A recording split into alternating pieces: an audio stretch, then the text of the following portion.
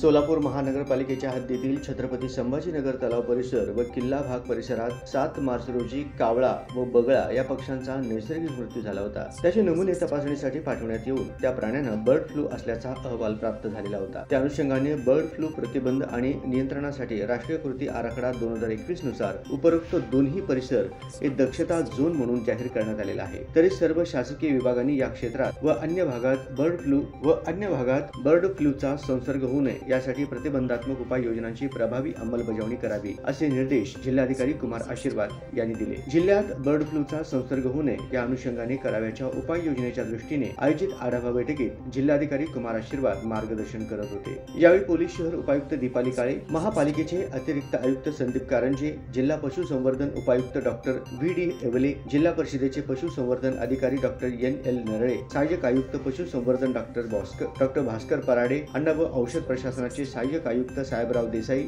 जिल्हा आरोग्य अधिकारी डॉक्टर संतोष नवले, जिल्हा शल्य चिकित्सक डॉक्टर सुहास माने, शासकीय वैद्यकीय महाविद्यालयाचे डॉक्टर संतोष भोई यांच्यासह सर्व संबंधित अधिकारी उपस्थित होते। जिल्हाधिकारी आशीर्वाद पुढे म्हणाले की महानगरपालिका हद्दीतील छत्रपती संभाजीनगर तलाव परिसर व किल्ला भाग परिसर हे बाधित क्षेत्र म्हणून घोषित करण्यात आलेले आहे। त्या अनुषंगाने अन्न व औषध प्रशासन विभाग व पोलीस विभागाने या परिसरातील सर्व चिकन शॉप बंद करावेत। महापालिकेने या परिसराचे निर्जंतुकीकरण करून घ्यावे। या परिसरात सर्वसामान्य नागरिकांच्या माहितीसाठी बॅनर्स लावावे। तसेच महापालिकेने या ठिकाणी माहिती देण्यासाठी कर्मचारी नियुक्त करावेत। त्याचप्रमाणे पशुसंवर्धन विभागाने या भागातील घरगुती प्राणी पक्षी यांचे सर्वेक्षण पूर्ण करून घ्यावे व त्यातील आजारी प्राण्यांचे नमुने तपासणीसाठी प्रयोगशाळेकडे पाठवावे असेही त्यांनी निर्देशित केले। मृत्यू पावलेल्या पक्ष्यांचे डिस्पोजल महानगरपालिकेने करावे, त्यासाठी जागा शोधून ठेवावी। वन विभागाने जंगली पक्ष मृत्यू पावल्यास त्याचे डिस्पोजल साठी महानगरपालिकेकडे पाठवावे। पक्ष्यांच्या डिस्पोजल साठी महानगरपालिकेने पथके तयार करावीत। प्रत्येक विभागाने कृती आराखड्याप्रमाणे त्यांच्यावर सोपवण्यात आलेली जबाबदारी अत्यंत प्रभावीपणे पार पाडून